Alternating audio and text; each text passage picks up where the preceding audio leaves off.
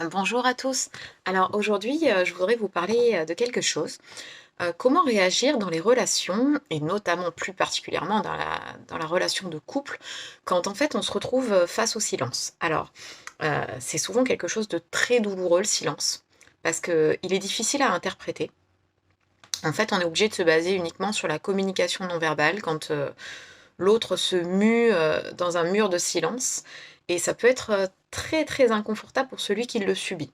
Donc ce qu'il faut savoir, c'est que ça peut être, dû à différentes choses. Ça peut être un malaise, une difficulté à exprimer ses émotions, la personne, n'arrive pas en fait à exprimer, ou même à comprendre ce qui se passe à l'intérieur d'elle. Ça, c'est une première chose et ça peut être aussi utilisé sous forme d'attaque, le silence.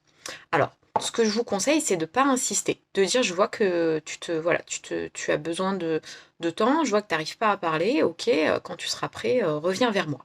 Donc ça, c'est une première chose. Quand ça commence à durer, quand le silence commence à s'installer, c'est quelque chose qui peut effectivement briser la confiance dans une relation. Donc c'est très, très douloureux et j'insiste là-dessus, c'est quelque chose qui peut être, qui peut vraiment foutre en l'air une relation, en fait. Et là, vraiment, je vous encourage à dire à l'autre, «Je peux pas comprendre les pièces manquantes de tout ce qui se passe à ta place». Donc de vraiment lui dire, «Là, c'est vraiment problématique» et de lui dire, que vous prenez ça comme une fuite, en fait. Ce silence peut être aussi, perçu comme une fuite, donc de vraiment insister là-dessus. C'est vraiment pas évident, pour les personnes qui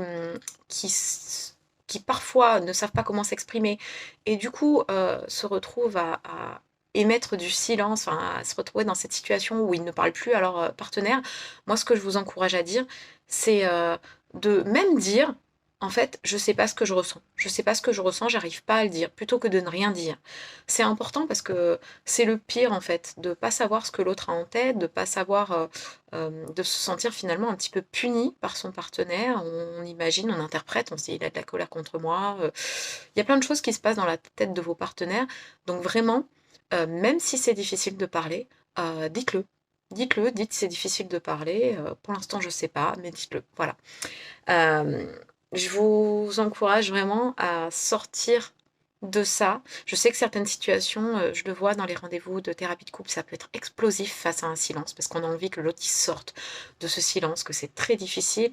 Heu, voilà, c'est pas facile, il faut y aller à tâtons, il faut mieux au départ, utiliser, ne pas utiliser l'insistance en tout cas, d'être plus dans l'ouverture parce que, voilà, ça peut permettre peut-être à la personne de s'exprimer, dites-lui: «J'ai même besoin d'entendre que tu sais pas ce qui se passe ou tu sais pas quoi me dire», mais voilà.